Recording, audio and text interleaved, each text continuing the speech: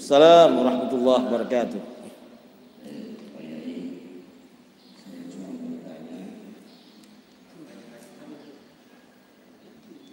Ya silahkan, ini yang mau tanya biar ke depan aja.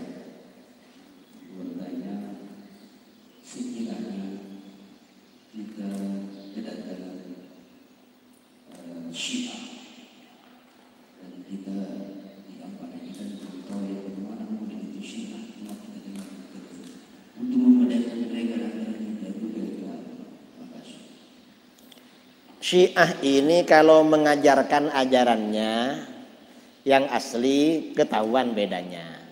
Khawatirnya kalau mereka pura-pura ahlus sunnah gak ketahuan. Ajarannya bagaimana? Cara wudhunya beda. Kita ini kalau berwudhu kaki disiram, kalau mereka cuma diusap atas-atas. Ini Syiah. Cara sholatnya beda. Kita ini kalau sholat bersedekap, kalau mereka dilepas. Kita habis Fatihah baca amin, mereka tak baca amin. Kita ini kalau sholat ya pakai sorban, pakai sejadah, pakai keramik. Ini gak punya gak punya karpet, gak punya. Ada ya.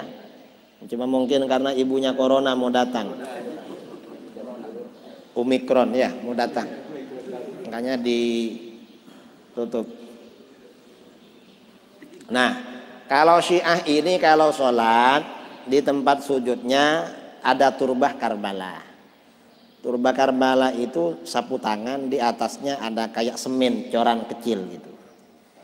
Katanya batu diambil dari Karbala, tempat gugurnya Sayyidina Husain. Katanya itu. Cuma kalau sholat sama kita agak dipasang. Kadang taruh di sakunya, nanti pas sujud diambil taruh sini. Kalau kamu kelihatan begitu, ambil aja lalu buang. Karena itu namanya amar ma'ruf nahi mungkar. Syiah. Kemudian lagi Syiah ini sholatnya zuhur asar maghrib isya biasanya di jamak, walaupun ada di rumah. Kadang nggak sholat. Dan Syiah ini bilang sholat Jumat tak wajib karena Imam Mahdi belum keluar. Ya karena malas lah mereka. Syiah dan Wahabi itu sama aja.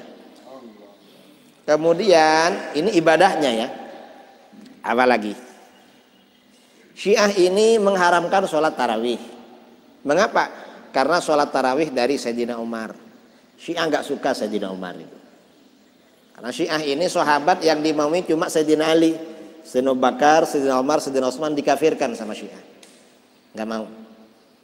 Padahal Sayyidina Ali pada masa khilafahnya jadi imam sholat tarawih 23 rakaat. Karena tarawih ini kan sejak masa Sayyidina Umar. Masa Sayyidina Umar yang menjadi imam Ubay bin Ka'ab 23. Masa Sayyidina Utsman juga. Masa Sayyidina Ali jadi imam sendiri 23. Sayyidina Utsman gak jadi imam sholat tarawih. Mengapa? Beliau sholat sendiri. Karena beliau ini 1 rakaat hatam Quran. Jadi kalau ngimami orang nanti gak kuat jamaahnya. Makanya beliau sholat tarawihnya pribadi itu. Privasi, tidak umum itu, karena istiqomah memang. Ini Sayyidina Utsman. Jadi perbedaan Syiah. Kalau bicara dengan orang, Syiah ini menjelek-jelekan sahabat, terutama Abu Hurairah. Dijelek-jelekan. Saya sering ya. Dan Syiah ini gak suka sahabat memang, gak suka. Ya banyaklah. Ajaran Syiah tuh banyak yang beda dengan kita. Pokoknya nanti kalau ajarannya agak sama dengan yang kita terima dari guru tua, dari guru-guru dulu, itu berarti biasanya ajaran sesat itu. Hati-hati aja. Saya kira itu. Penanya kedua. Assalamualaikum warahmatullahi wabarakatuh. Saya bertanya Ustaz tentang sholat. Ada yang biasa teman-teman ini sholat yang berdua. Terus kalau sholat itu mereka saling berdekatan. Apa memang yang mana imam, yang mana makmum? Itu Ustaz yang pertama. Dan kedua tentang tata cara sholat yang sebenarnya karena banyak sholat-sholat yang dikerjakan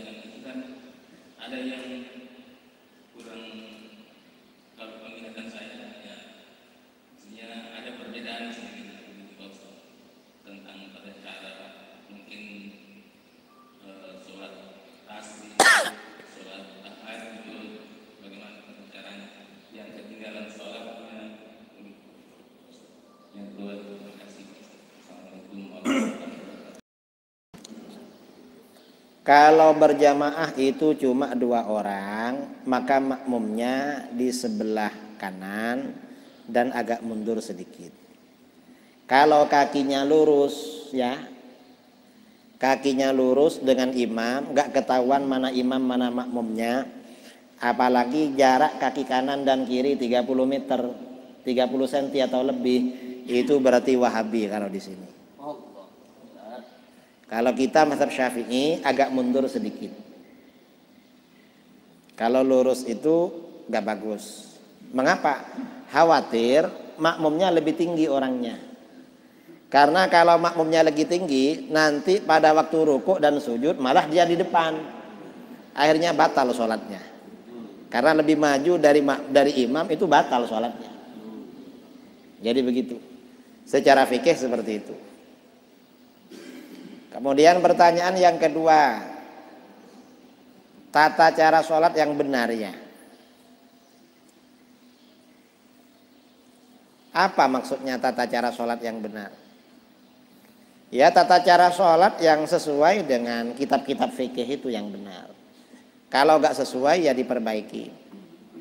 Ini karena sekarang ya di kota-kota, terutama di masjid-masjid Wahabi, ini euforia Imam Hafid fil Quran. Ini sering tata cara sholat imamnya agak sama dengan yang ada di kitab. Sholat itu imam maupun makmum, gerakan itu bersamaan dengan suara takbir. Misalnya kita begini, Allahu Akbar, jadi bersamaan. Sujudnya juga gitu, Allahu Akbar. Jadi gerakan itu ada zikirnya. Nah, ada imam-imam hafid, hafal Quran, tapi gak ngerti tata cara ibadah. Akhirnya apa? Dia rukuk dulu baru takbir. Akhirnya gerakannya kosong dari zikir. Nanti sujud begitu sampai di lantai ya takbir. Nanti bangun gitu juga. Bangun setelah sempurna berdiri baru baca takbir. Ini gak betul ini. Karena ada gerakannya kosong dari zikir. Itu termasuk tata cara sholat yang keliru. Ya banyaklah yang tata cara sholat yang kurang bagus. Gara-gara yang dicari cuma imam hafal Quran tapi gak ngerti ilmu fikih. Tapi kalau di Ampana gak ada Ustaz ya. Mungkin kalau ada 1-2 ya. Hah? Ada juga. Iya. Pokoknya kalau ada imam berdiri dulu setelah tegak baca takbir, itu berarti gak ngerti caranya sholat. Itu aja dah. Bilang sama imamnya belajar caranya sholat.